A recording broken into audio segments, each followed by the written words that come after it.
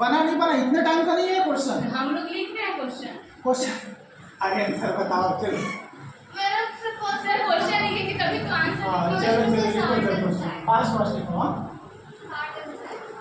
कितना आ रहा है? 60 अंश निकाल लिया बना के लिखो। हाँ तो रहा 60 डिग्री। ठीक है कैसे पता चला 60 आएगा?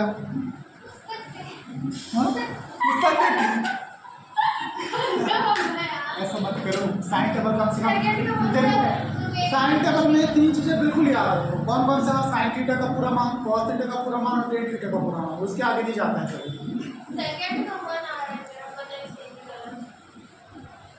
Sine cos tan. ठीक है 0 होता है, फिर क्या होता है 30 होता है, फिर 45 होता है, फिर 60 होता है, फिर क्या होता है 9। साइन 0 0 होता है, साइन 31/2 होता है, साइन 45/2 होता है, साइन 60 होता है 3/2 और साइन 90 होता है 9। कॉस 90 मतलब इसको भी देखो, साइन 31 जो होता है ना, इसको उठा के ऐसे पलट देने का। ठीक है ऐसे पलट देने का तो क्या होता है साइन 90 का जो मान है वो कॉस 0 का मान हो जाएगा 1। 60 का जो मान है वो किसका मान हो जाएगा? कॉस 30 का मान हो जाएगा। न्यूमेरिकल में क्या फॉर्मूला लगे समझ नहीं आता है। अरे क्वेश्चन इसलिए ध्यान से पढ़ा करो। हम जो यहाँ पर पढ़ाते भी है ना फार्मूला, ठीक है, तो उसका इस्तेमाल क्वेश्चन में कैसे हो गया, क्वेश्चन पढ़ के ही समझ में आएगा। और न्यूमेरिकल तो आएगा, फिजिक्स से आप न्यूमेरिकल नहीं हटा सकते। देखो इधर बता दे रहा हूँ, एक बार और बता दे रहा हूँ, इसको लॉ ऑफ लाइन याद रखो। ठीक है सिर्फ अगर ये याद कर लिए, कौन सा? सिर्फ साइन का याद कर लिए तो बाकी सब ऑटोमेटिक निकल जाएगा, कुछ नहीं करना है। देखो साइन का पूरा टेबल देखो, साइन 0 0, साइन 30 1/2, साइन 45 1/√2, साइन 60 √3/2 और साइन 90 क्या होता है 1।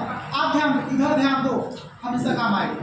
ठीक है सिर्फ साइन का टेबल याद करना है। देखो साइन का टेबल में हमेशा याद रखना, साइन 90 से साइन 0 से लेकर 90 तक कितने वैल्यू सब के लिए कैलकुलेट करते हैं हम लोग? 0 30 45 60 और 90। ये बेसिक है। इसके अलावा अगर कभी क्वेश्चन 40 से पूछ गया हो कोई मतलब का नहीं होगा, इसका मान आपको उसको देना पड़ेगा, लेकिन इनका मान आपको एग्जामिनर कभी नहीं देगा। ठीक है क्योंकि एग्जामिनर को अच्छे से पता होता है, जो हल्का फुल्का भी फिजिक्स वाले स्टूडेंट है उसको मैथमेटिक्स के बारे में पता होता है। तो 0 30 45 60 और 90 इतना मान हमेशा होता है।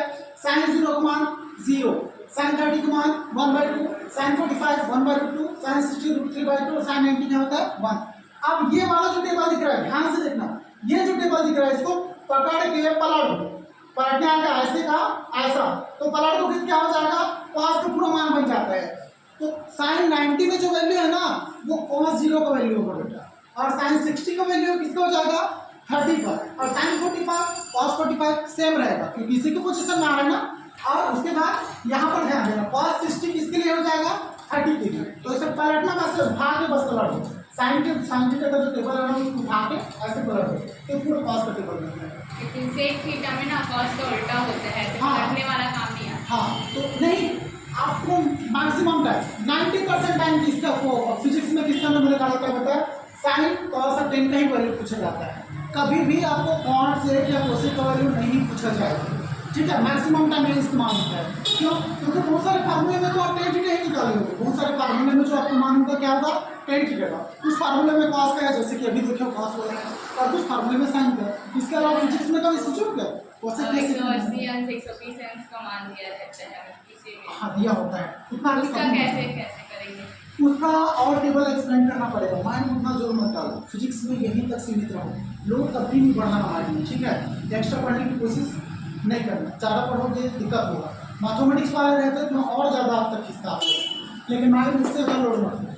ठीक है और इन दोनों को जब डिवाइड करोगे, इन दोनों को डिवाइड क्यों करोगे ना तो पूरे टेन का वैल्यू आएगा। देखो ये दोनों को डिवाइड कर दो, ये दोनों को डिवाइड कर दो, ये दोनों को डिवाइड कर दो, ये दोनों को डिवाइड कर दो। देखो 0/1 टेन थीटा क्या होता है? टेन थीटा क्या होता है बेटा? टेन थीटा इक्वल टू होता है साइन अपॉन कॉस। ठीक है तो 0/1 क्या हो गया? 0।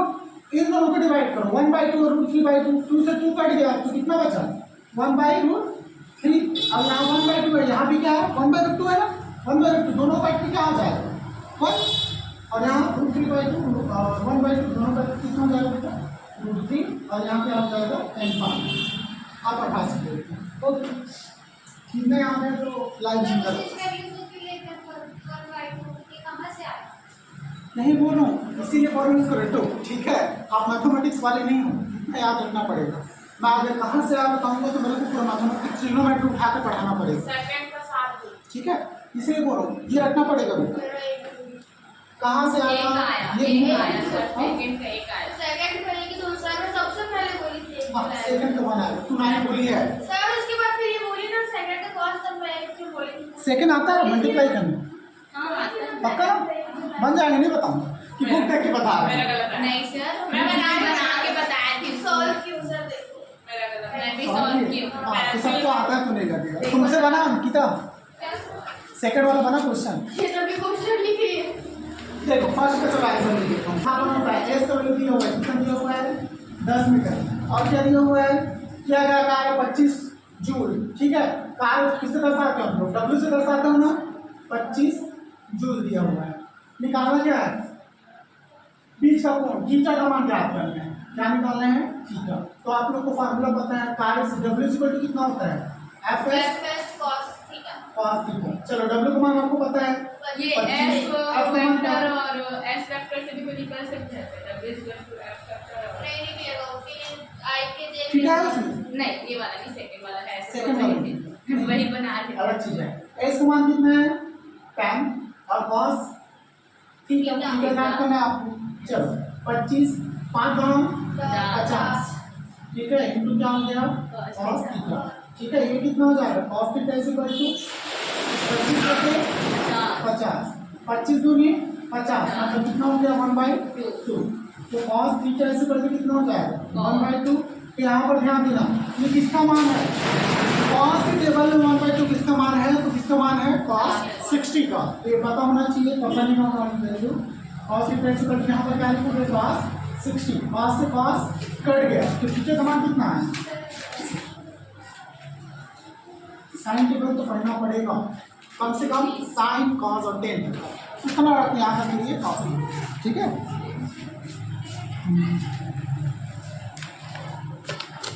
चलो सेकंड क्वेश्चन की बात करते हैं। इसको रिस्क तो बन जाएगा बना लो। चलो सेकंड बना रहा क्या अभी तक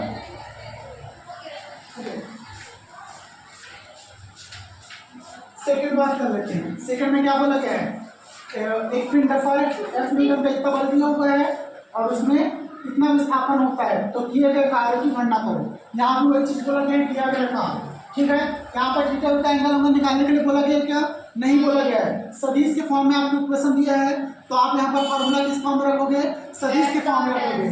यहाँ पर फार्मूला क्या होता है आपका W equal to F vector dot S vector. क्यों ऐसा रखे फार्मूला क्योंकि क्वेश्चन किसके फॉर्म में दिया गया है सदिश के फॉर्म में दिया गया वेक्टर के फॉर्म में तो वेक्टर वाला फार्मूला रखो ठीक है।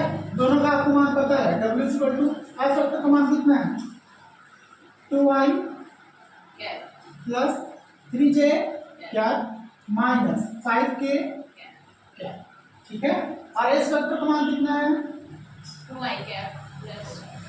2ik plus 4jk plus 3k ठीक है। चलो आप सिखा रहा हूँ मैं अदिश ये किसका है अदिश गुणन है डॉट है मतलब अदिश गुणन है। अदिश गुणन में जब भी आई के से मल्टीप्लाई करते हैं तो आई के पाई के क्या हो जाता है 1 होता है 0 नहीं होता है। तो 2 2 जा 4 और आई के पाई के मल्टीप्लाई करके क्या हो गया 1। चलो आप जे का जे से मल्टीप्लाई करो 4 3 जा 12 ठीक है और जे के मल्टीप्लाई होकर क्या हो गया 1 ठीक है। 5 3 जा 15 और यहाँ पर माइनस साइन है ना तो मान किस में आएगा माइनस में 5 3 से कितना हो गया 15। चलो और के मल्टीप्लाई क्या हो गया 1। चलो डब्ल्यू का मान निकल गया कितना हुआ 12 माइनस 15 माइनस 3 मतलब 4 माइनस कितना हो गया 3 तो डब्ल्यू इक्वल टू कितना हो गया 1। और ये वर्ग है ना तो कार्य किससे दर्शाता है जूल से आंसर ठीक है। कुछ भी है क्वेश्चन बन जाएगा। मैं पहले भी बोला था अभी बोल रहा हूँ फार्मूला जितना फार्मूला होता है एक मस्त पेज बनाओ सारा का सारा फार्मूला जहाँ पे बढ़ते लिखते हैं वहाँ पे चिपका दो। आप ही मैं लिख के देता हूँ फार्मूला, याद करो। कितना फार्मूला? देखो इस टाइप का तो थोड़ा सा डाउटफुल है, लेकिन इससे पहले जो क्वेश्चन किए ना वैसा टाइप का पैटर्न बिल्कुल आते हुए। एक क्वेश्चन प्रार्थना लेके आई है, चलो इसको क्वेश्चन को करा देता हूँ। हाँ मतलब दिया गया है, एक ही बात है। एक क्वेश्चन है, लिखो इस क्वेश्चन को। चलो मैं बोल रहा हूँ, लिखो तो इस क्वेश्चन। मीडियम रेंज का है, बहुत ज़्यादा हाई नहीं है। न्यूमेरिकल देख के बच्चे लेकिन इसको हाई रेंज का पेपर मांग लेते हैं। चलो क्या बोला गया है क्वेश्चन में, ध्यान से पढ़ो। 10 यूनिट का आप गिवन वैल्यू बताओ मैं, गिवन क्या क्या आपके पास? एफ गिवन है। एफ कितना है? 10 न्यूटन। और क्या गिवन है? कौन गिवन है? कौन गिवन है? कौन का मतलब क्या है? थीटा। कितना गिवन है? 60 डिग्री। 2 मीटर पे स्थापित कर देता है तो क्या है? एस है, विस्थापन है। एस इज इक्वल टू कितना है? 2 मीटर। ठीक है, तो बल द्वारा किया गया कार्य की गणना करो। कार्य मतलब क्या निकालना है? डब्ल्यू निकालना है। तो डब्ल्यू क्या करना है बेटा आपको? फाइंड आउट करना है। ठीक है, चलो अब आप लोग फार्मूला जानते हो। अभी जो कार्य न्यूमेरिकल बनाए थे क्या था formula? W is equal to F vector नहीं, वेक्टर थीटा दिया हुआ है आपको। ठीक है, वेक्टर किसके लिए लगाओगे? जब क्वेश्चन वेक्टर में दिया होगा। अभी क्वेश्चन वेक्टर में दिया क्या? नहीं, तो डब्ल्यू इज इक्वल टू क्या होगा? एफ एस कॉस थीटा निकल जाएगा मान। चलो डब्ल्यू इज इक्वल टू आप लोग जानते हो क्या होता है? F S cos theta. चलो कल तो ऐसा आराम से निकाल सकते हो, कोई दिक्कत नहीं। एफ का मान कितना है? 10। एफ का मान कितना है? 2 मीटर। कॉस थीटा कितना है? कॉस 60 है ना? तो कॉस 60 का मान पता रहेगा तब बनेगा क्वेश्चन। 10 टू जा 20 और कॉस 60 का मान कितना होता है? 1/2। अभी बनाया हुआ क्वेश्चन है, तो यहाँ पर क्या लिखोगे? 1/2। ऐसा क्वेश्चन आता ही आता है। ये देखो एक प्रार्थना पेपर में इसमें भी आ गया है। ये बहुत लो लेवल का क्वेश्चन होता है। ठीक है, तो ऐसे क्वेश्चन से आप बच नहीं सकते। चलो बनाओ, तो अब भी पढ़ो, एकदम फ्रेश है अभी, क्योंकि कल का फार्मूला सबको पता है। अब भी पढ़े हो, सबसे बनना चाहिए। हाँ बस सारा का सारा वैल्यू दिए हुए बेटा, डायरेक्ट रखो और बना दो।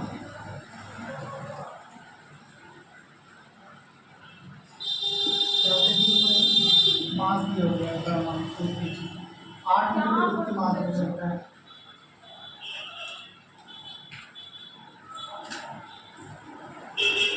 क्वेश्चन में थोड़ा सा वो दिया हुआ है, ध्यान देना। क्या बोला गया है? एक वृत्ति मार्ग है। ये कितना है? वृत्ति मार्ग कितना है? 8 मीटर के वृत्ति मार्ग में चलता है, बोला गया ना। ठीक है, तो इसका मान दिया गया है, व्यास का मान दिया गया है। इसमें ध्यान देना, बोला गया नहीं पिंड 8 मीटर के वृत्ति मार्ग में चलता है। तो ये क्या है? ये टोटल है बेटा 8 मीटर। ठीक है, तो इसमें क्या निकालना है आपको? ये किसका मान है? डी का मान दिया हुआ है आपको। कितना दिया है? 8 मीटर। तो आर का मान कैसे निकलेगा? d/2 तो 8/2 तो कितना आ गया? आर का मान 4 मीटर। आप निकालो।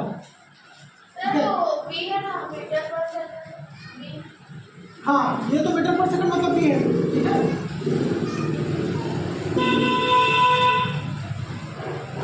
ये तो आपको कितना दिया हुआ है? 600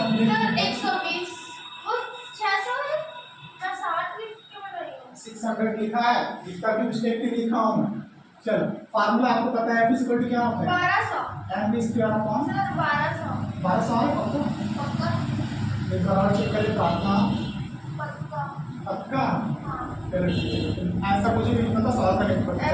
चलो सबका मान आपको पता है, सिर्फ यहाँ पे ही ध्यान देना, बाकी कोई चीज इसमें ध्यान देना नहीं है। ठीक है, ये तो दिख रहा है ना, ये व्यास कितना बेटा? 8 मीटर है। तो क्वेश्चन में ना कभी भी मुझे सब पता है करके हड़बड़ी में मत बनाना। ठीक है, अगर यहाँ 8 मीटर की जगह 8 रखो तो वी क्या है? चांद है। तो बस यही अंतर है। आर का मान यहाँ पे 8 नहीं रखोगे क्वेश्चन के हिसाब से। ठीक है, 8 मीटर की वृत्ति मार्ग को लगे ना, तो व्यास का मान 8 मीटर दिया हुआ है आपको। निकालो। हाँ यहाँ से लिखते हैं 600 का स्क्वायर अपॉन कितना है 4 से 4 कर दिया 2400 आएगा 36 हाँ 36 कितना आया इकाई ढाई सैकड़ा हजार 10,000 3,60,000 ठीक है। तो इसको क्या लिखोगे आप लोग AB स्क्वायर कितना लिखोगे 36 into 10 to the power 4 newton. देखो जितना जीरो दिया है ना उसको क्या करोगे 10 की घात 4 लिख दोगे। जितना जीरो दिया कितना जीरो दिया है 1 2 3 4 दिया ना तो क्या लिखोगे 36 इंटू 10 की घात 4 न्यूटन। ओके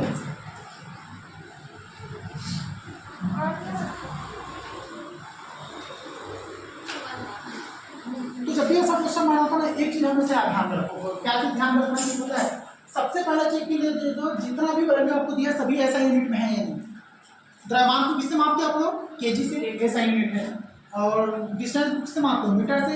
ये भी क्या है एक एसआई यूनिट है और ये भी क्या है एसआई यूनिट है मीटर पर सेकंड सभी एसआई यूनिट में होना चाहिए। तो ये निकल जाए इसका आंसर कितना आ गया बन गया। चलो फिनिश करें बनाओगे पहला क्या होता है लिंकेज कि स्कूल में नहीं करा रहे हो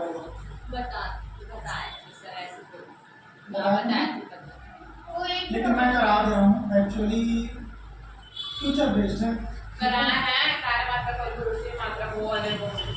हम लोग ये नहीं करेंगे ठीक है सिर्फ ये करेंगे।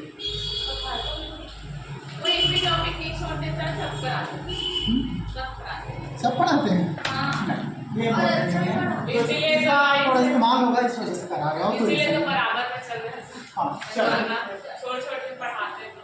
निरपेक्ष मात्रक लिखे ना और द्वितीय मात्रक ठीक है। अब निरपेक्ष मात्रक के अंदर लिखना पहले लिखो निरपेक्ष मात्रक निरपेक्ष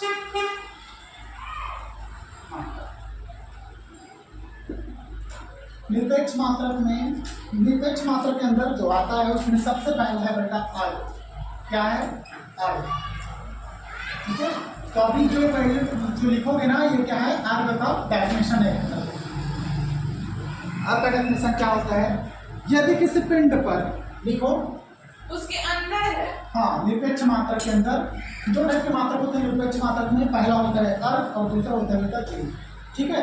आर और जो दोनों के दोनों क्या है उसके बाद निरपेक्ष मात्रक के और दो हाँ निरपेक्ष के दो मात्रक होते हैं एक और दूसरा दो ठीक है। आर और जो इम्पोर्टेंट है ठीक है आर का क्या है कार्य का टीजीएस मात्रक ठीक है और एमकेएस और एसआई मात्रक एक ही होता है वो क्या है जूल। इस वजह से चलो ठीक है खुश ठीक है। लिखो यदि किसी पिंड पर वन डाइन में पढ़ना ना डाइन है वन डाइन बल लगाने पर वन डाइन बल लगाने पर यदि किसी पिंड पर वन डाइन बल लगाने पर बल की दिशा में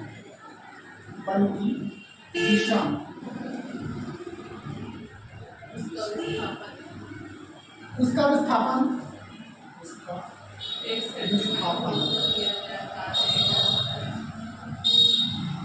1 सेंटीमीटर वो तो किया गया कार्य मानव कराता है किया गया कार्य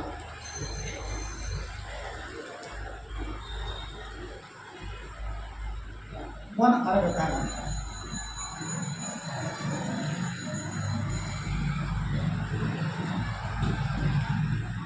ठीक है।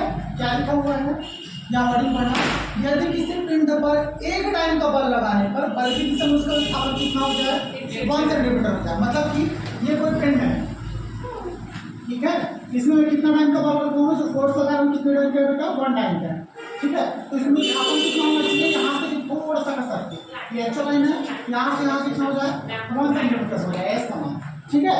तो क्या हो जाएगा तो किया गया कार्य क्या लगा 1 ठीक है। तो सिंपल सा है ये किसका मात्रक है, हम वैसे याद रखना, ये सीजीएस मात्रक है। तो डाइन भी क्या है, सीजीएस मात्रक है। डाइन किसका मात्रक, सीजीएस मात्रक है, इसका सीजीएस मात्रक है।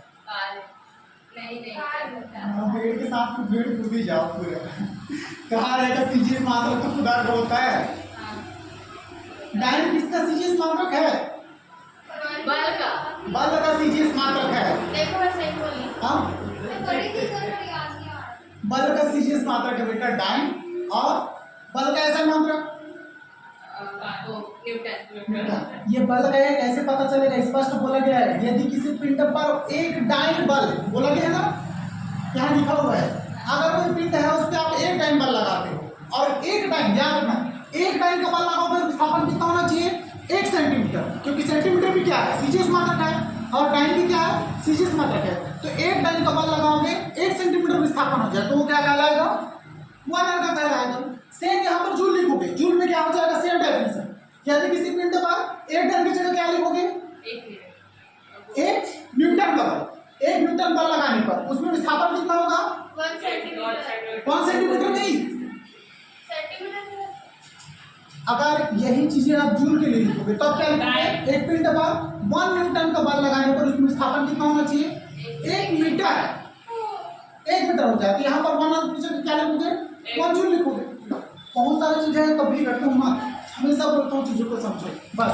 यहाँ पर अगर सेम डायग्राम बनाओगे ऐसा, यहाँ पर कितना हो जाएगा, एफ का मान कितना हो जाएगा, 1 न्यूटन हो जाएगा ना। यहाँ पर विस्थापन कितना होगा, यहाँ से यहाँ बस को अगर चले तो ये 1 मीटर हो जाएगा, हो गया बस। यहाँ पर 1 सेंटीमीटर, यहाँ पर 1 मीटर, ठीक है, कुछ नहीं कर देगा।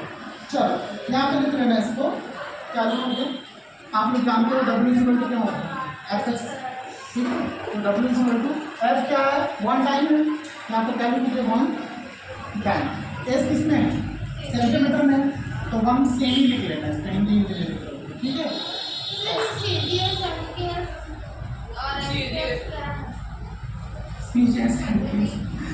प्रार्थना पीछे जाके पढ़ो, मूल मात्रा, केसर मात्रा, सीजीएस मात्रा सब पढ़ा रहा हूँ मैं।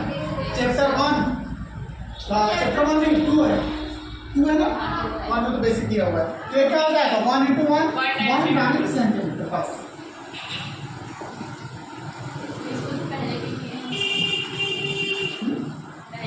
हाँ, लेकिन उस समय जरूरत थी, इस वजह से किए थे। आप क्यों कर रहे हैं, चैप्टर में आपके सीरीज में आए, ठीक है, जरूरत के हिसाब से किए थे उसमें। चलो दूसरा फिर क्या लिखोगे, जूल का भी लिखो इसमें। जूल क्या हो जाएगा, सेम डेफिनेशन लिखो, और 2 चीजों को चेंज करना है। क्या क्या चेंज करोगे, यहाँ पर 1 टाइम की जगह क्या लिखोगे, 1 न्यूटन, और बल की दिशा में उसका विस्थापन यहाँ पर क्या लिखोगे, मीटर बस। तो यहाँ पर 1 और की जगह क्या लिखोगे, 1 जूल लिखोगे, हो गया, लिख लो इसको।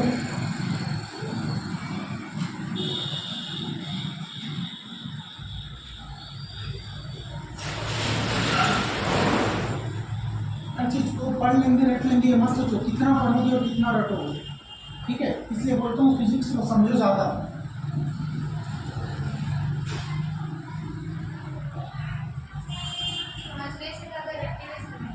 हाँ, रटने में, हाँ रटने में ज़्यादा समय लगता है, ठीक है। ये फार्मूला का भी रट के मत चलना इसको कि 1 जूल क्या होता है, आगे क्या होता है, जूल क्या होता है। हमेशा इसको समझो, बस सीजीएस और एसआई का खेल है, कुछ नहीं है।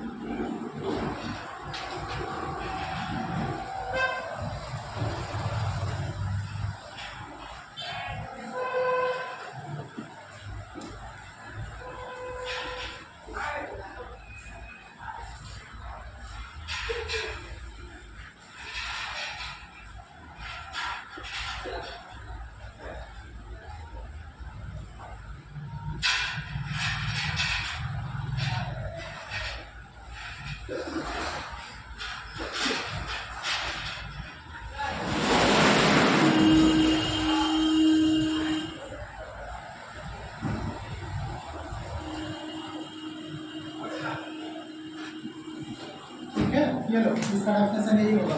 नीचे में क्या लिखोगे, फिर W क्या होगा,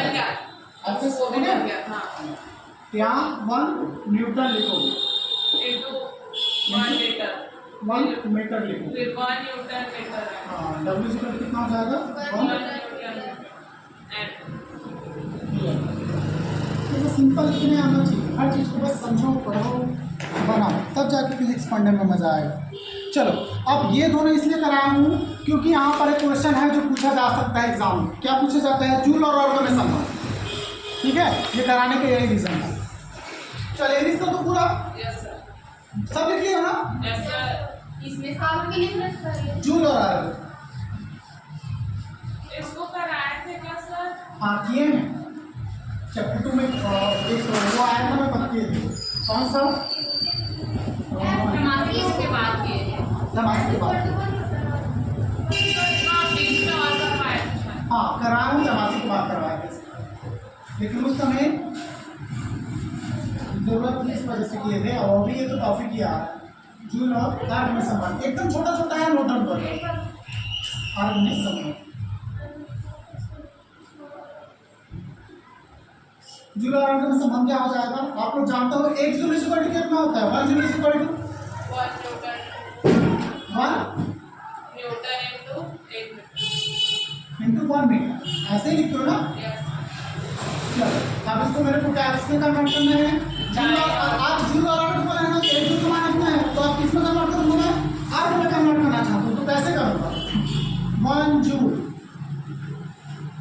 ठीक है, आप ध्यान देना, जूल क्या है? न्यूटन कार्य का, ऐसे मान है ना?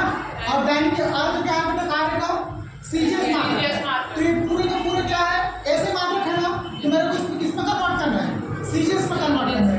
तो बल का ऐसे मात्रक न्यूटन है, तो बल का सीजीएस मात्रक क्या है? टाइम है ना? तो 1 न्यूटन इज इक्वल टू कितना टाइम होता है? 10 की घात 5 टाइम। ये डायरेक्ट याद रखो, कभी एग्जाम में डायरेक्ट पूछ दिया जाएगा 1 न्यूटन में कितने टाइम होते हैं, तो आपको पता होना चाहिए। कराया हूँ अभी थोड़े दिन पहले कराया। लेकिन ये जूल और ऑर्गन में संबंध है तो बल का है ना? अरे बल का है तो जूल, अच्छा बताओ कार्य किससे मिलकर बना होता है? बल गुणित विस्थापन। बल गुणित विस्थापन, ये न्यूटन का नहीं, न्यूटन जैसे मात्रक है। तो यहाँ पर इसका सीजीएस मात्रक है, क्योंकि हम अर्ध निकाल रहे हैं, तो सीजीएस में कन्वर्ट करो तो तभी तो निकालोगे ना। यहाँ पर क्या लिखूंगा? 1 न्यूटन इज इक्वल टू 10 की घात 5 टाइम इनटू, अब ये किसमें है? मीटर किसमें है? ऐसे मात्रक है, तो मैं यहाँ पर इसके लिए लिखूंगा सेंटीमीटर निकालूंगा। क्या निकालूंगा यहाँ पर? 100 सेंटीमीटर, ये सेंटीमीटर। चलो, निकल गया।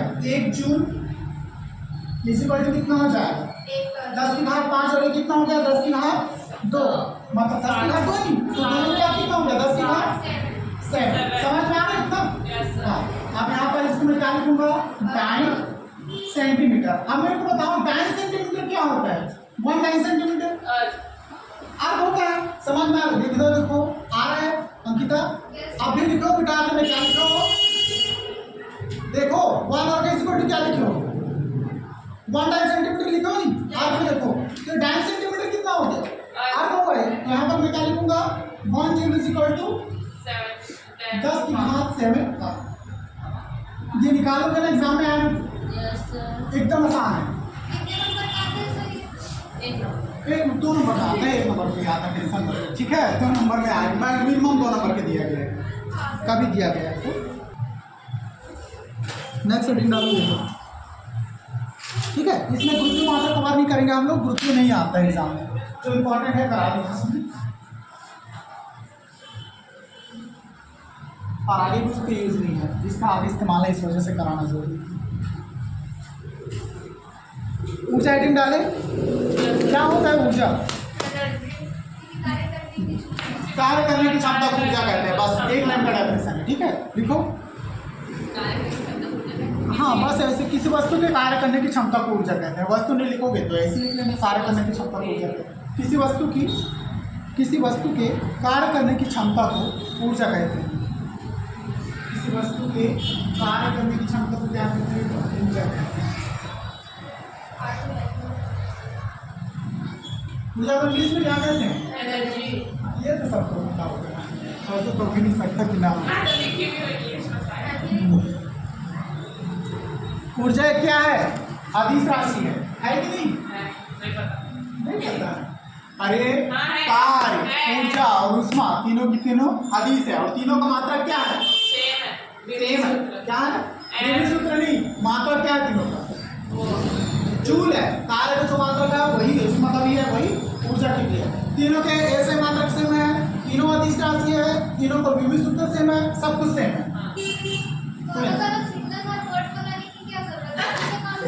तीनों का पर्पस अलग अलग है, ठीक है। कार्य की जगह आप ऊर्जा को कनेक्ट नहीं कर सकते, पर्पस अलग अलग है इस वजह से, ठीक है। लिख लो, ऊर्जा एक अदिश राशि है, ऊर्जा का ऐसा मात्रक जूल है। यहाँ पर ऊर्जा एक अदिश राशि है, लिख लेना ना, अदिश राशि है।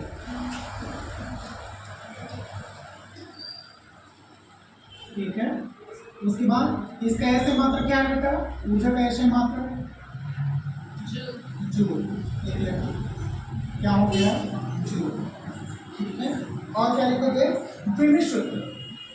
ऊर्जा का विभव सूत्र क्या हो जाएगा? जो कार्य का विभव सूत्र है, विभव सूत्र लिखिए इसका mL² (T⁻²), ठीक है। ऊर्जा का रूप लिख लेना।